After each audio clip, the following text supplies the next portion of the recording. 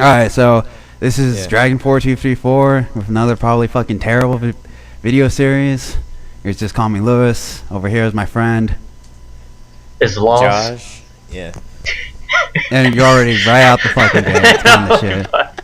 And there goes John. I hate you, John. Fucking it up. Wow. This is Whatever. This is That's John. John. That's John, Katawa baby. Shoujou is a bad game. Oh no! Oh, great. Oh, fuck you! Fuck you, man! Alright. Oh, fuck Laws, no. rein it in. Laws, rein it in. Watch this intro. So, a little crash course on... We're doing a let's play of fucking Ninja Gaiden 3, Razor's Edge. So, a little crash course in Ninja Gaiden. It was released back in the NES days, and it was pretty much like the first game to come out that had like fucking cutscenes. People were losing their motherfucking minds. That was for the Xbox, right? No. There's two different series of Ninja Gaiden. The original classic series was back in the like 90s or 80s or something like that. It was really hard, and it had cutscenes, so people freaked out. Cut to Team Ninja's Dead or Alive series, where it's been a couple of years since they had a Ninja Gaiden game, but they had the characters, so they were just like, fuck it, toss them in. So they do that, and it got enough interest around him in order to spawn in this current gen of Ninja Gaiden games. Cut to Ninja Gaiden 2, which is really hard, but then the next game came along, the director kind of dropped out. So the next director was just like, alright guys, we're gonna make Ninja Gaiden accessible to everybody. And cut to everyone losing their shit. Cut to Ninja Gaiden 3 coming out and it being a really terrible piece of shit. Really? So for the Xbox and 360 and then for the Xbox and PS3 release, they were just like, we gotta fix this shit. So let me ask you guys, what's your idea of a game that had went into a new direction, only to backpedal to its old direction, and then force that self into its old game? A special agency within the ministry. Think of us It's like pretty much DMC, but not as bad. Not as bad. She will provide you with a decent I would call this game a decent successor to the second game, but it's not as good as the second game. If you want a Ninja Gaiden game, go play the second game. Yesterday, weren't you the one who told me about sequels being shitty? They've taken control of the area around the Uncharted. There's a couple of sequels that tend to be really good, or so times are not good. Because the point of the sequel is to make the things that made the first game great, make the bad things about the last game not good or entirely gone, and maybe push a couple of new directions. We don't need your help. You need ours. Some people miss them. Mizuki, show him So this was just sent to us shit's by the going down. government. They were just like, you're such a fucking badass ninja dude. You need to come save our shit.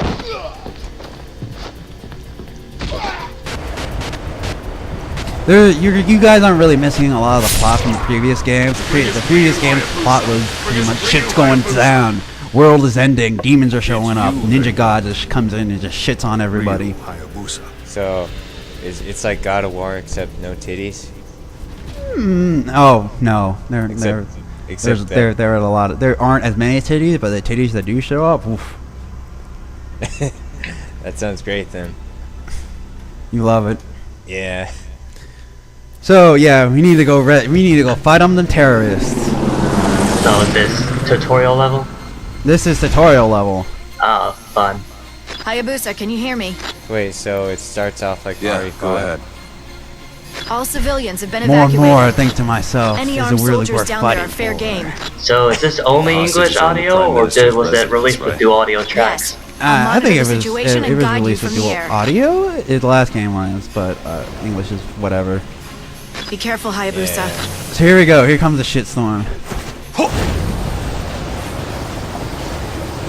And yep. Oh, well. Ninja Gaiden games are known for good two things: for a lot of violence, hard difficulty, and a lot of violence is fucking good.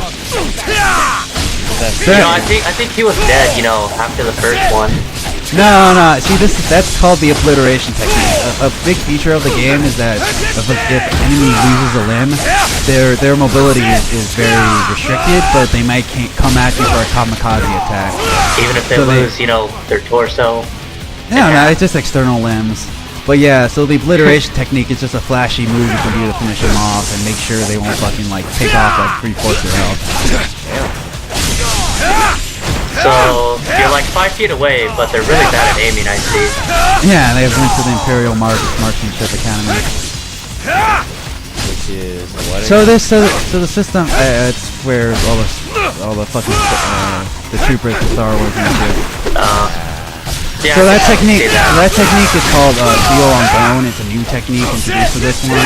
It's how you counter like powerful attacks and grabs that normally can't be blocked. I got stuck on the pipe there. As you upgrade your weapons, you'll be able to do more of them in succession, which goes a lot way to like lowering the difficulty of this game.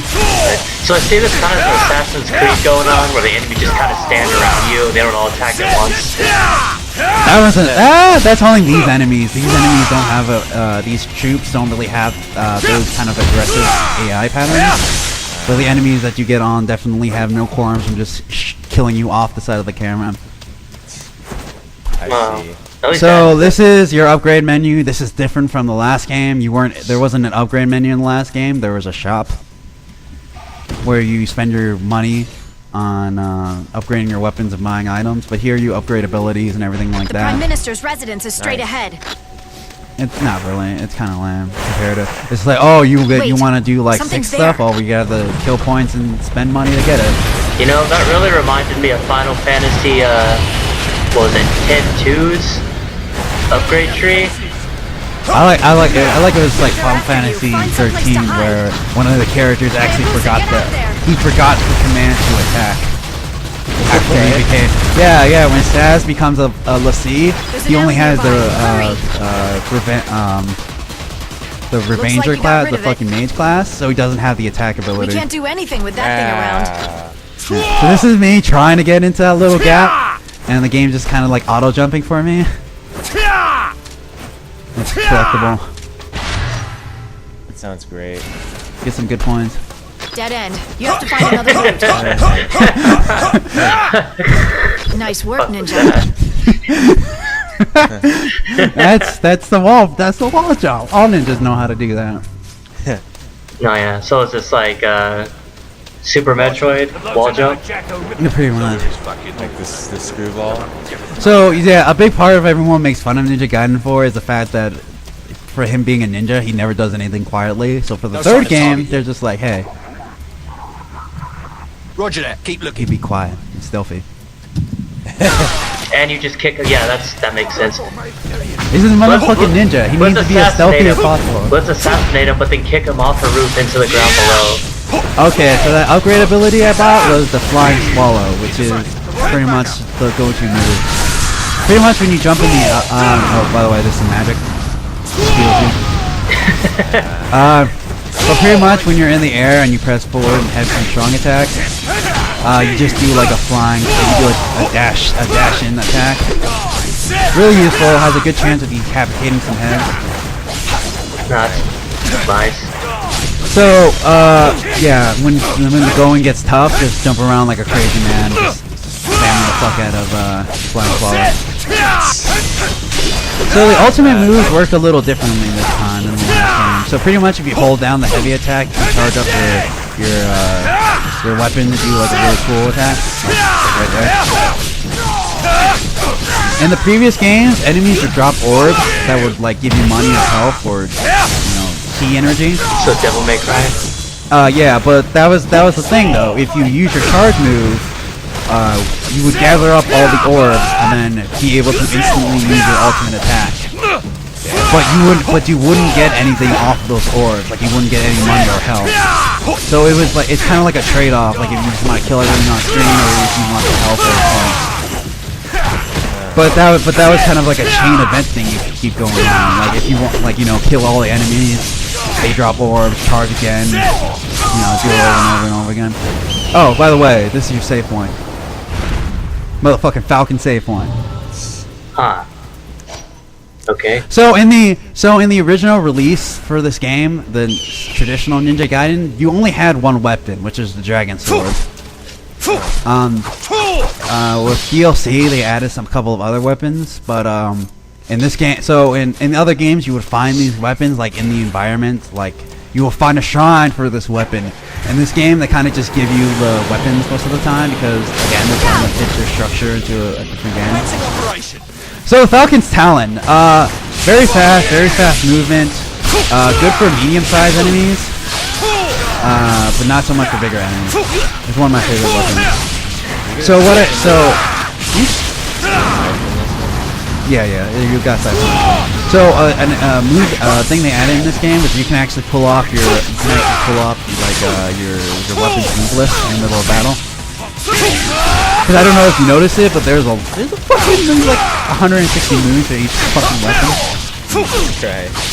So it's like straight up a fighting. I mean, that's when they're fully leveled up, but it's like a straight up fighting game. Like you could really go through this entire game using the same weapons you felt like them. It's not like Devil May Cry. It's a big difference in Devil May Cry where you're supposed to switch on the fly. They really want you to use one weapon for like one combat scenario. So for that, every weapon, while each has their own drawbacks and everything, they can be used for every situation. I'm not saying they can be. So I'm liking the bloody rage going on. Oh yeah, so I love it. 1.2, 3, 4, 7. Oh, the little multiplier in the bottom there. That's pretty much the more blood you spill, the bigger points multiplier you get. It also, once you get to a certain point of blood spilled, it'll also allow you to pull off your ultimate move. But I think it decreases your multiplier. So this is supposed to be like terrorist or something? Something like that. They kind of just showed up kidnapping terrorists, blowing up shit in the streets, you know. They're pretty well armed. Yeah, they're pretty like futuristic ninja shit. I mean they have their own vehicles, they have their own weapons. These are some well-funded terrorists. See, like right there, like I have to pay for a counterattack. At least you don't have to pay for the real money. What fucking sense does that make? Guys, come on. Oh yeah, well, I mean... That was me not giving a fuck. You're the one that's like chopping people in half but still like cutting them up. So, if you're talking about making sense, I think we've kind of gone past that. I'm a ninja, okay? I do think... this is me looking around for a fucking collectible. Like, I know there's a fucking collectible around here, but... Yeah, break the pacing of the game. Shh. I must have my collectible. The game story and game progression doesn't matter as long as I have my collectible. Of course. So you can hold down the right stick down to figure out where you're supposed to be heading, which doesn't really make sense because it's really just you have two directions, forward and backwards. It's kind of open. That's just the illusion they give you. So like a Resident Evil 4 kind of thing where you couldn't get over a waist-high fence. This smoke should give you cover from its sensors. Damn. And it's really dumber because you're a fucking ninja. So yeah, like even like in the original game that came out, it didn't have decapitations, which is a huge part of fucking Ninja Gaiden. It was just a really weird game, and it wasn't well received. And they kind of make it up for this, but it's still really easy. Where are you, ninja? Wait, So here's- what difficulty are you playing on? Normal? I'm playing on normal just so I can get through the game. Where are you? Well, it's the default difficulty. You could play on hero mode, which is the easy difficulty, where the game pretty much just does everything for you. Thermal readings from inside the store. Actually, it's really good because at one point, if you get below 25% health, the game auto blocks for you. And so unless you're really fucking it up and mashing like a crazy fuck, you probably won't die. So this is the first boss of the game. It's a video game boss. Gotta take care of its weak So they're terrorists that have A biomecho droid, yeah, right. So this is Ghost in the Shell? Yeah. This first boss is pretty easy. The only thing it does is shoot missiles at you and has a fucking The only annoying thing it has is it's like electric flash shots. But if you actually stand like right in front of its leg, like not on the side, but right in front of it, you actually don't even get hit by it. It's just on harder difficulties, it can get a little annoying because it's a little jarring just how harder it is. But it's just pretty much just keep attacking, and when you see an attack come along, just dodge out of the way. Yeah, it's only two attacks. There's a huge shockwave like there, which I'm getting impatient, so I'm just fucking around. And missiles. Oh yeah, by the way.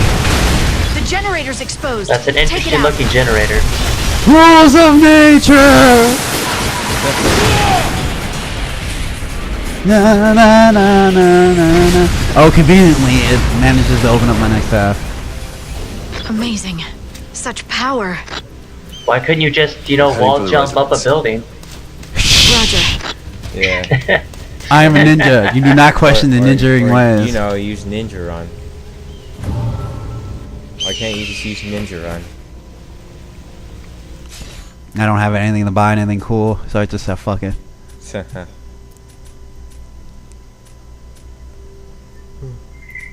Still don't have enough points to upgrade a weapon. It's whatever. That sounds terrible. What the fuck?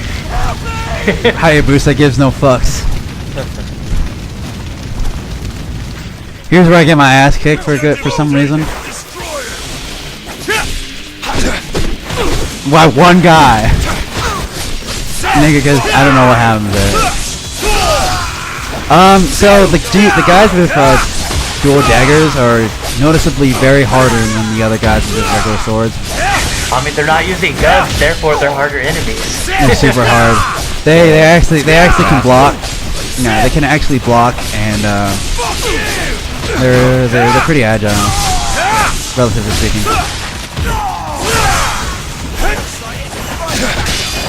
Do you have a grab in this game? No.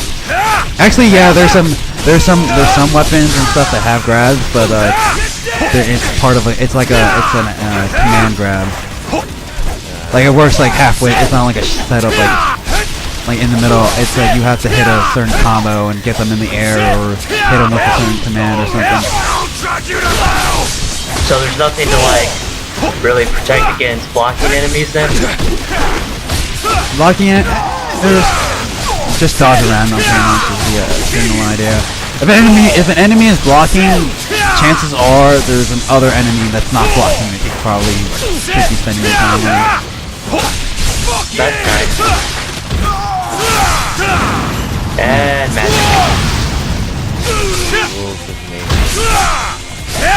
I had to make sure that guy was killed. By chopping him up, 3-4 times. Because I'm a ninja. I can hang it up on the wall there. Yeah, definitely after he lost his left arm and head, he was still a threat. I think so. Yeah, pretty much. So quick time events. And it's pretty much Resident Evil 6. Oh god, Basically. Don't remind me. Alright, so this is near the end of the video, but you love pretty much Resident Evil 6, Josh. pretty much that crystal skull right there is a gateway to, they added it to this game. That's why it's a little unbalanced. But pretty much right there is just a challenge, just a arena quest. Just go as far as you can. So it's a lot of combat in there.